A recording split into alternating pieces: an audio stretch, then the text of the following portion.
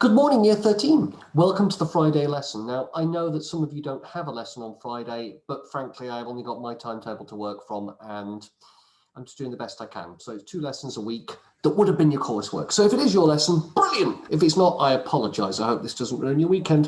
Anywho, you absolute heroes have been working on the practice question I set for you, which had nothing to do with Churchill. It was primarily to practice your technique. Now, some of you have already handed those in and I've marked them and got them back to you.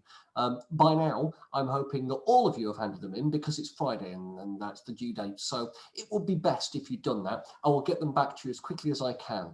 The idea is you practice. Hopefully you didn't try doing it in time conditions or anything ridiculous like that. You're just getting used to the idea of using source material again, and you only have certain amounts of information to use, a very limited amount indeed. And that was by design. It's to get you used to using the source material and not worrying too much about whether you know enough to analyze the source material. So for those of you that already handed them in and had them back, the vast majority of you have done exactly that. So I have no qualms and no worries. So what I intend to do today is to carry on with that revision booklet we began on Monday. And to do that, I've got to share the screen. So I'm sorry, it's that whole Word file thing. I've done my best. So it's not immediately apparent, but this is where we left it. We left it on India, and the next page in the booklet is still Churchill's view of events, and it's appeasement and the 1930s, but the road to war. You'll remember that we did a massive A3 sheet with coloured cards that we stuck on of the events, and there were 3 colours. There were the pink colours, which were the broad outline of what actually occurred, the yellow, which is what Churchill did at the time, and the green, which is what he claimed later. And that was pretty much it. We also did something on Munich in a bit more depth, Munich and Austria, I think it was called, which is pretty much the whole thing.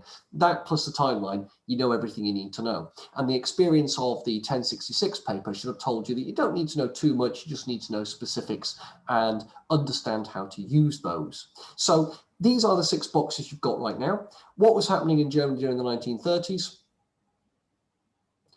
Why would this be a concern? I'm sure I've done this. What was appeasement? What was Churchill's view of appeasement and rearmament? Remember, appeasement is about delaying war, not avoiding war. Churchill later lampooned appeasement by saying it's feeding others to the crocodile in the hope that he eats you last, except that that wasn't it really. It was feeding others to the crocodile while you readied your crocodile spear to stab it in the face. Without a crocodile spear, there's not a lot you can do. So that's the difference. Churchill, well, I'm literally just told you Churchill's view of appeasement and rearmament. It needed to be done earlier, it needed to be done quicker. But of course, Churchill didn't have to worry about a budget. He could make up any figures he liked in his head. But the people in the government actually had to think about the economic considerations of rearmament. And they were rearming. The Spitfire wasn't supposed to come on stream until 1941. The fact that we got it on stream as early as we did is nothing short of miraculous. The Hurricanes themselves were a step up from the Gloucester Meteors and Gloucester Gladiators, not Meteors, they were jet engines, Gloucester Gladiators that we had before that, they were biplanes. So it was a massive modernisation drive. Did people listen to Churchill's views? Well, they did and they didn't. You will find evidence of people listening to Churchill, like the public, for example, and the opposition parties. And you'll find evidence of the government essentially going, well, we thought of that already, and no. Were his views justified? Well, it's pretty hard to say they weren't. Given what happened next, the Second World War, it's pretty hard to say that he wasn't being prescient. So yes, they were. And your job will be to show exactly how. The next bit is once we're into the war itself. And you remember I did that one PowerPoint, I think it took 2 lessons to do, with the pair with a mouth and the ridiculous subheadings of yes, really, and such like that, because I amused myself far too much. And I'm not going to apologize. I enjoy making that lesson. I enjoy teaching it. So why did appeasement ultimately fail? Hitler wanted a war and was going to do anything to get it. And ultimately, we weren't ready. And in the end, Hitler invades anyway. And we're not ready for him. How did this affect Chamberlain's reputation? Well, it was awful. The phony war leading to the phony war was awful. People expected a fight. They expected the British Army to do something, and when it didn't, they were upset. The lack of action seemed ridiculous, even though we couldn't have done anything. And then when you had the collapse in France in the first years of the war, it pretty much did for Chamberlain. He was gone. How had Churchill's credibility improved since India and the abdication crisis? Well, he'd been banging on about this for ages. Everyone had heard, anyone who would listen he'd talk to about it, and then he was proved right. Also, you've got to bear in mind, oh, it's in the box. Also, he does other things, but his reputation, his credibility has taken a massive leap with the Second World War. One commentator said Hitler really saved Churchill's career, and he kind of did. Who are the candidates for the position of PM? Well, I'm not going to teach you how to suck eggs. I'm not going to tell you the answers here. There are about 2 others. That's it. I can think of one you'll have in your notes in a lot of detail, and he's really the only one you need to know. And I think there's one other that if you're really, really gunning for it, you will find, but I never taught you that. So don't worry if you only find one. What were the events that happened in the lead up to Churchill's appointment as PM? Well, that's the whole thing to do with Norway, and I won't say any more than that. There's a raid on the Altmark, also to do with Norway. There's a Norwegian invasion, obviously to do with Norway, and there's something called the Phoney War. But there's also, there's also the invasion of France. Did Churchill become PM because of his own success or other factors? No, wait, the invasion of France is in June. He gets appointed as PM in May. Ignore me, there isn't the invasion of France. That's a lie. Did Churchill become PM because of his own success or other factors? Well, that's an opinion. And other factors would be things outside of his control. The situation in Britain, Chamberlain's decision that someone's head had to roll. Also, the fact that the situation was he was the only one that had seen it coming. Someone else, I shan't tell you the candidate, turned down the role, and so on and so forth. These were things outside of Churchill's control. Keep in mind, it was the one time I think he was really honest in the course that we've learned. The other time was when he was Chancellor of the Exchequer, but we haven't covered that, so we don't get to talk about it. When he was called to be Prime Minister by the King, he actually responded with, well, actually, a bit of humility. He recognised that this office might be beyond him. So basically just looking at those pieces of information, that detail. Churchill's style of leadership. What significant events happened in the war in 1940? Now, bear in mind, these are events he orders. So there's Dunkirk, there's the evacuation thereof, there's the fall of France, and there's the attack at Oran, the attack by the RAF. You might recall looking at this for your puppet shows. I certainly remember. Every single one of you included it. So you should have some information on that lurking somewhere in your notes. What was Churchill's stance towards this and Britain's role in the war? The significant events happened in 1940. And Britain's role in the war, well, you can pick that up from his speeches. Again, I think I gave you copies of those, and if I didn't, they're relatively easy to find. Let me know if you can't find them. I've got them on cards, so I'll have an electronic file that I can pop across to you if you need it. Why did he hold these views? Well, that's interesting. That harks back to his view of empire, it harks back to his view of Britain, and it harks back to his idea of what this war was actually about. In many ways, Churchill had a lot of agreement with people like Hitler and Mussolini. Now, that's not to say he's an anti-Semite. It's not to say that somehow he was a supporter of these people, though he was broadly supportive of Mussolini in the 1920s.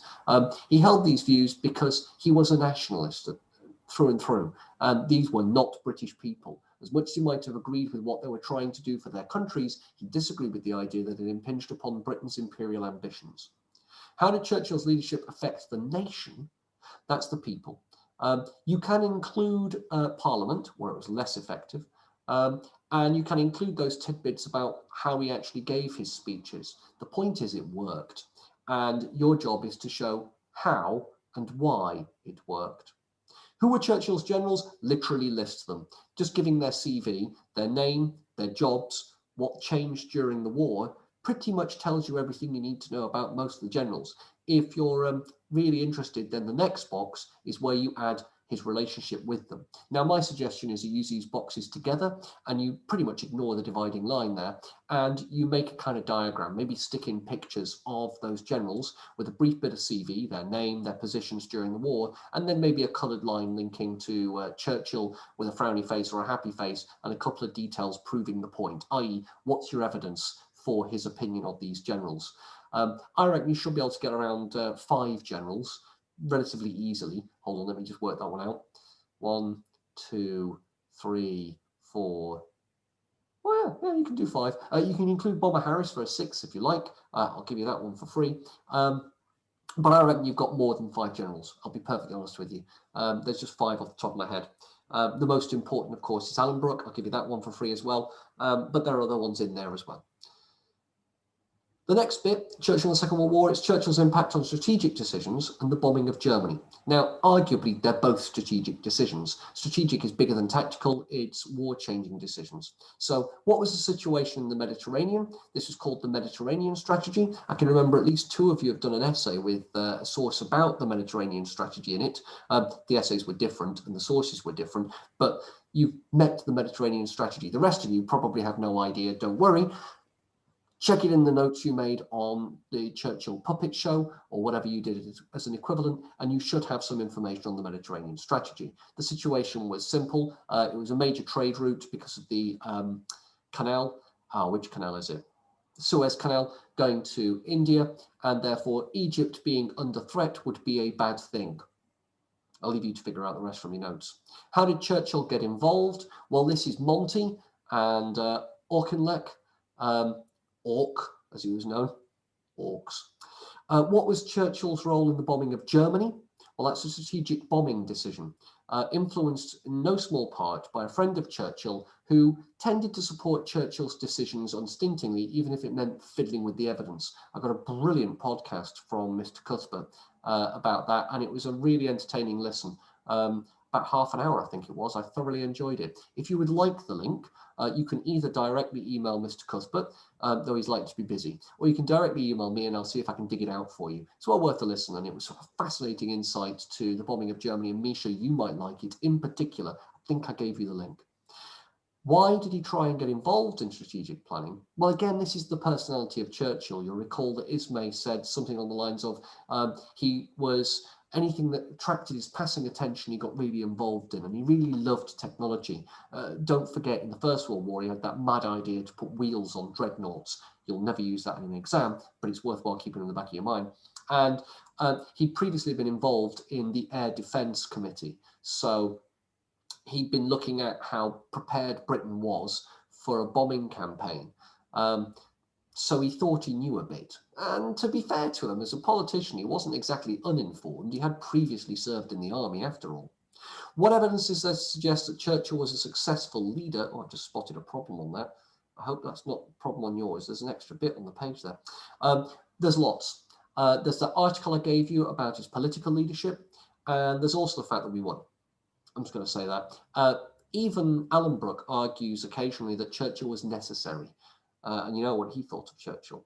What evidence is there to suggest that he wasn't successful? Well, Churchill set out with 3 aims. And if you remember, we looked at those in the strategic decisions about the conferences and what have you. And my argument was he failed on all 3 aims. I shan't say what they are. You can find those in your notes. If you can't remember or you can't find the notes, let me know. I'll point you in the direction of the right. Well, I won't point you in the direction of. I'll simply supply the relevant PowerPoint to you. Churchill and plans for post-war reconstruction. What was the situation in Britain in 1945? That's relatively simple, I think. Again, look at the notes on the 1945 election. We went into quite a bit of depth on that. You'll notice we didn't do a lot, but we went into depth. How had British society changed during the Second World War? Well, again, think about it. Before the Second World War, it had been a very class-driven society, and the idea of Labour being in power was frankly laughable. By the end of the Second World War, people had realised they had more in common than they had dividing them. And the forces in particular were looking forward to something they had fought the war for. They'd been looking forward to a reward for the years of hardship since the end of the First World War, and they hadn't come. And so the whole of British society was ready for government to do something, and to do quite radical things, and to do them quite quickly. What might people have wanted in 1945? Explain why. Seriously, I can't help you with that if you can't work that one out for yourself. I genuinely can't. It's in your notes. You'll figure it out. Have a look. Remind yourselves. If you can't remember, that's different. Just check. What were the Conservatives prepared for the 1945 election? That's an interesting question. They knew it was coming, but were they prepared? Did they know what they stood for? Had they got any plans for how they were going to fight the election? How did Churchill actually fight it? What were Churchill's and the Conservative plans for post-war reconstruction? That's a big box. It's a huge box. So you can see the tone of my voice or hear the tone of my voice. Did Churchill and the Conservatives misjudge the needs of the country in 1945? Well, that's an opinion question. My own opinion is, yes, your job is to work out how. That's the next 4 pages. But you can also include this. Churchill in the Second World War, the reasons for his loss. What was Labour's election campaign like? What did they focus on? What did they do? Remember the posters we went through? How did the Conservatives differ? There's an errant apostrophe there. That shouldn't be there. There should be an apostrophe after the S, because it's the Conservatives' campaign. I don't like that. I'm sorry. So what did they focus on? What was Labour offering? What were the Conservatives offering? Again, these are huge boxes. You won't fit too much into them because, well, there's not a lot there. Why did the Conservatives lose? There are multiple options. I reckon there's at least 4 factors. I think we went through those. You don't need too much detail. I think you've got the idea by now. And does this mean Churchill was not an effective prime minister? That article about the political leadership comes back again. Just saying. Keep your eyes on it. I don't know what that means. I think it means I'm watching you, but I'm not. It's a camera. So that takes us up, I think, 8 out of 13 still. Oh, interesting. 9 out of 13, that's better. That takes us up to the second third of the booklet, which means we've got 1 more lesson left of going through this booklet, and then I will set a practice question from the 2019 exam paper. Why 2019 exam paper? Because there was a 2021 that I have access to, and I may as well use it. And that's what we'd use for a mock if we have to do one. So we may as well pillage the 2019 one while we've got it. I don't see why not.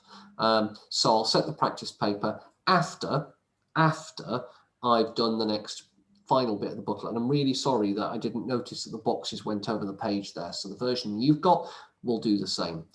Just a reminder, if you're filling this in electronically, then make the font small, make it colourful so that when you do come to print it off, it's interesting. If you're filling it in by hand because you've been lucky enough to have a printer and you've been able to print off the entire booklet, well done you. And I'm impressed. I am impressed. I don't have a printer.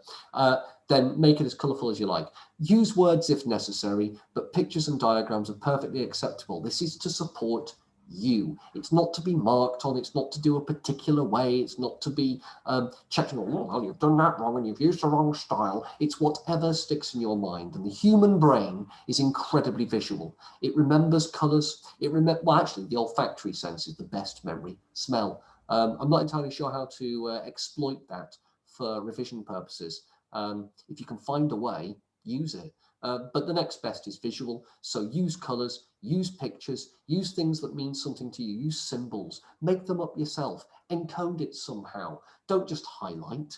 Really think about it. Think about how you're using the colour. Make it consistent. The more effort you put into that sort of thing, the greater the rewards. And the pressure is off. There might be a mini exam, whatever that means, but ultimately these are the sorts of things that will see you right in university and throughout life itself. You'll see that I am a great believer in colour coding and a great believer in using colour to mean something. Remember, the quotes around the room were in 2 colours. They were in blue for a quote or pink if it was a piece of information. I used visual displays. I'm a great believer in colour, for example, in displays. So you'll see that the Russian flag was not only where it was because it was in the east, but also because it was red. On the right, as I looked at it, your left, there was a US flag, not only because it linked to what I was talking about, as opposite the USSR flag, but also because of its colour and the splash of blue.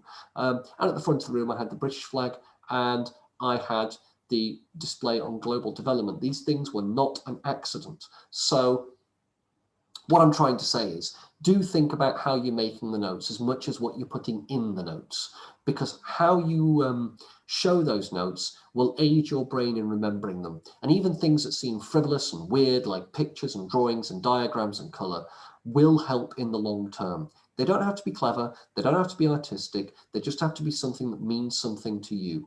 And that will help you remember. It's simple as that. I think I've rambled enough. I hope this video has been useful to you. I hope it's been helpful in guiding what you're doing next. Plenty of people have been asking questions. Please continue to do that. I love getting questions. I genuinely do. It means I have to think and it keeps my brain sharp too. And that's it really. Don't worry about coursework, please, because even were this lockdown not happening, we wouldn't be talking about coursework until after the mocks had taken place. And that is a very deliberate policy that we have. So please don't worry about that. If you're interested, what's going to happen is we'll mark your drafts, and if we need you to, we will come back to you. That's where we're standing at the moment. Please don't worry about it, in other words. Rest easy, have a lovely weekend, year 13s, and I shall see you in the next video.